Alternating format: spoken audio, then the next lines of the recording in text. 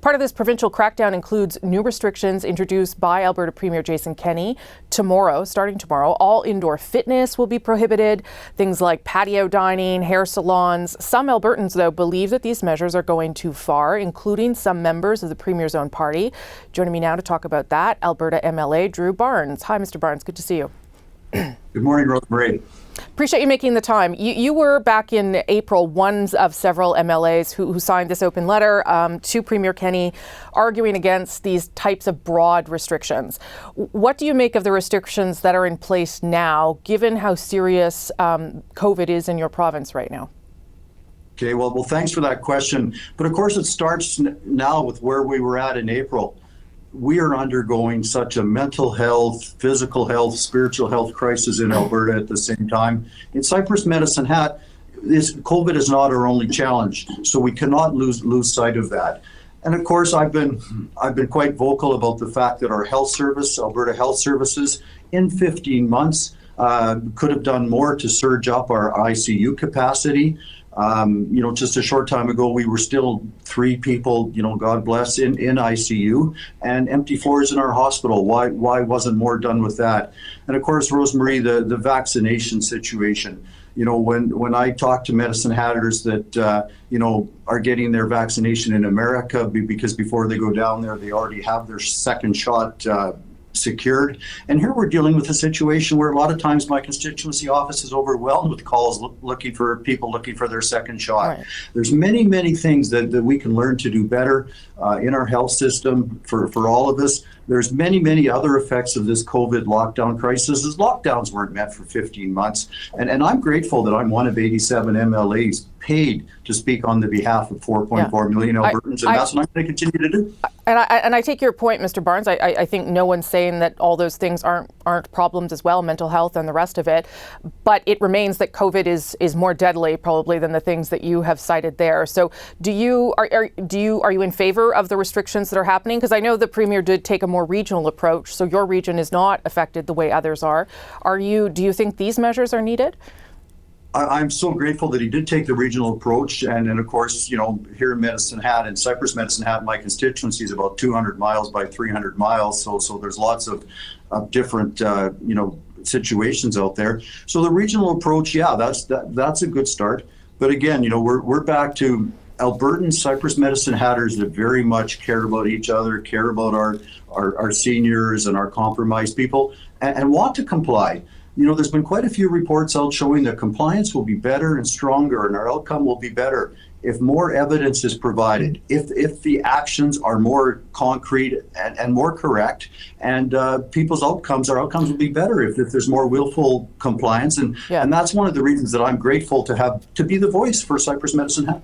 Yeah, I agree that compliance is an issue. The Premier himself has admitted it's an issue. I'm not sure what you mean by more evidence. You have the highest active case rate in North America right now. You've doubled the case rate of Ontario. The only thing that will get this under control is restrictions and vaccinations. So what further evidence do you or Albertans need to know that you need to be following the rules? Well, I'm grateful. Professor Allen from Simon Fraser University came out 2 or 3 weeks ago with a report suggesting that lockdowns did 3 to 280 times more damage than more cost than benefit. Gyms are a perfect example. Gyms have been closed. It's so heartbreaking the number of gyms that have gone bankrupt and shut down here. When we know that physical health is one of the strongest ways to fight the COVID virus. So Albertans, my constituents, are looking for a voice. They're looking for their chance to be heard in the legislature about why a gym that offers safe practice with social distancing, with all kinds of cleaning, can't help people live healthier lives. There's many of these things and evidence-based. There's many of these things that we can be doing that we should be talking about so we can all be healthier and stronger. Yeah, I don't disagree, again, that physical activity is good and important for your mental health, but surely you don't disagree that indoor exercise and indoor places of work, even where I am now, that aerosol, the way COVID hangs in the air, is a serious danger. And when you are dealing with more than 2,000 cases in your province, including variants, it's probably not a great idea to be exercising in an indoor location. Yeah, again, that's back to the regional approach. We had down here in Medicine Hat, we had like 8-9 cases for the longest period of time. Community right next door, Brooks, in the summer had 1,500, then fell to 0. And that was part of the reason, because people had the opportunity to have the regional approach. So again, Rosemarie, I hear it every day. My constituents care greatly about each other, and they care greatly about our seniors and our compromise. But they want the opportunity to see the evidence. They want the opportunity to live a healthy, full life. And 15 months into this, like what's the economic damage going to be? What's the spiritual damage going to be? And again, when you start to see, I've been clear. I'm asking Albertans to reach to me to bring me their ideas and their needs, and my staff is working very, very hard, and we'll make sure that those ideas are presented to the Premier of Alberta. Let's get through this, and thank you. 2,100 people have died, though, in the province. I'm sure you know that, Mr. Barnes. So I guess I'm having a little trouble understanding what further evidence you need. What is the concern, that you don't believe that lockdowns and staying home make you safer? And if your constituents care about one another, isn't the best way to show your care about one another to follow the rules? Well, again, there's great consequences to shutting down businesses for 15 months. There's great consequences to taking away hope and opportunity from our youth, especially. Yes, but that hasn't happened for 15 months. It was just this week, in fact, that the Premier put further restrictions in place. The province has been in and out of lockdown, but largely out of lockdown for those 15 months. Yeah, I'm back to Dan Kelly in the CFIB. He put out a short time ago that the average business had taken on $200,000 of debt. What does that do to your lifestyle? What does that do to the chances of your business succeeding? So, Rosemarie, these are all part and parcel. And again, with evidence from a spread of gyms. Yes, there was one horrific incident in Quebec, but it didn't seem to be as bad here. The Premier himself apologized 6 or 8 months ago for initially having the wrong outcome. Outcome's the wrong word. Initially, and of course, right at the start, this was hard to know, but businesses were shut down on the criteria of essential versus non-essential. And then later he came out and said another way to look at that could have been safe versus non-safe, which makes totally sense. I mean, how many times have we washed our hands, put on a mask, seen business people working, bending over backwards to keep their premises clean? Why shouldn't those businesses and spiritual places have the opportunity to let us engage in a fuller life? Well, and just to be clear, there is still the capacity to do that in your province. It's just very limited number of people inside those places. Just last question to you, Mr. Barnes, if I can. Have you been vaccinated? Well, thank you for that question, but of course that's a personal thing. And what I want to really think where the vaccination discussion could go to, only 3% of Canadians have been vaccinated completely, 30% in America, right next door. What almost that is. More than 40% of Canadians have had one shot. And Mr. Barnes, I do think as a leader in your community, it's relevant to know whether you've been vaccinated, sir. That's a personal thing. Thank you for asking. And again, this example I started with. I'm going to assume, Mr. Barnes, that you have an issue with vaccines if you're not willing to tell me whether you've been vaccinated or not. I have a personal life, but thank you for asking. Mr. Barnes, we'll leave it there. Thank you, sir. Appreciate your time. You bet. Okay, let's get some reaction to that from Dr. Joe Vipond, an ER physician in Calgary. Nice to see you, doctor. Thanks for having me on, Rosemary. And before we start, I just want to say that the views I present are mine alone and not those of Alberta Health Services or that of the Department of Emergency Medicine at the University of Calgary. Understood. That should prevent some confusion later. That's right. Can I just get maybe just your initial reaction there to some of the things the MLA Drew Barnes was saying? I get concerns about the other things happening to people, but it does seem as though Alberta has not taken this route of very strict public restrictions until just now. I think my immediate reaction is to tell everybody that I've been vaccinated. I'm very thrilled to have been vaccinated because I work with COVID every day, and I really, really encourage people to go out there and get vaccinated. It's one of the biggest steps an individual can do to help bend the curve, and it's our responsibility. So I'm happy to step out there. The other reaction I would say is that Drew Barnes represents a constituency of Albertans that, for shorthand, we could use the term libertarian, where they actually believe that government should not be in the business of governing.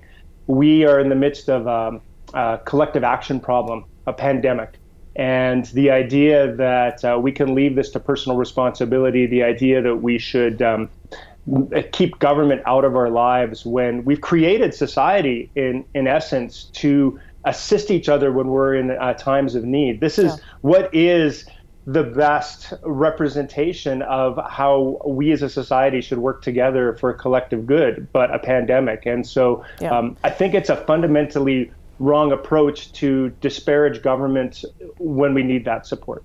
Yeah, I understand that point of view, that you may not want government in all parts of your life. We should say that that's part of why we had Mr. Barnes on, to represent that perspective that exists there. But I wonder, when you see protests like you saw yesterday, and a number of arrests now, has the issue of libertarianism, or call it what you want, the lack of compliance, become a bigger problem in this third wave for Alberta? Huge.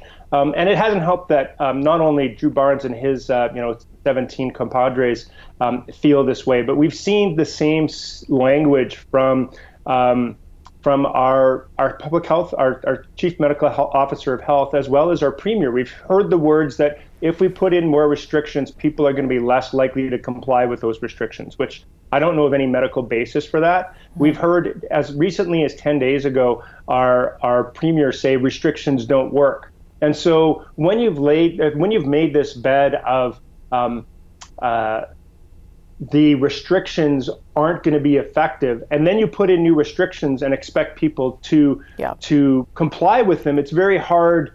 I mean, I have sympathy for Albertans for being confused, because they've been getting very, very mixed messages on this topic. So just as a doctor, maybe you can just tell me what you're seeing right now in Alberta's healthcare system. The healthcare system seems to be coping for now, but what kind of things have you been seeing?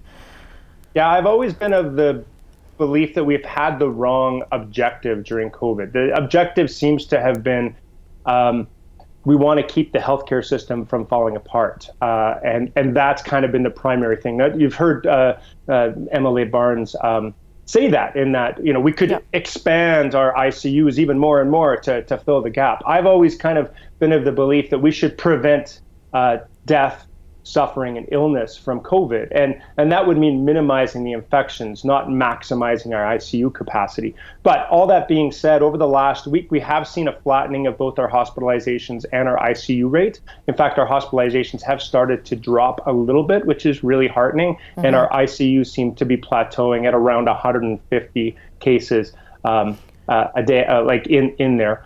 But I would always like to bring back to the fact that these are all illnesses, hospitalizations, ICU, that were preventable. These are all, we're in the third wave. We've figured out how to deal with COVID in the second and the first wave, which is you act early, you anticipate the numbers because you're dealing with exponential growth in math and a delay in response to those restrictions. So therefore, you really have to be ahead of the game in order to knock it back, just like Nova Scotia's doing. I've been thrilled to see how Nova Scotia's approached this. Well, you should keep watching. We're going to talk to the Premier of Nova Scotia later.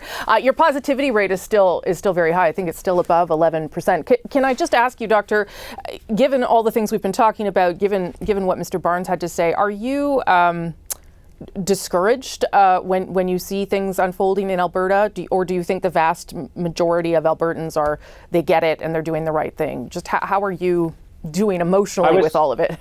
Yeah, I was so nervous up until Monday night when those restrictions were announced. I think these restrictions are really important, and I think if Albertans comply with those restrictions, we will do okay, because we're doing what is necessary. There are tweaks that I would do to it for sure.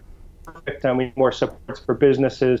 I know it's super hard for parents of young kids to have those kids at home.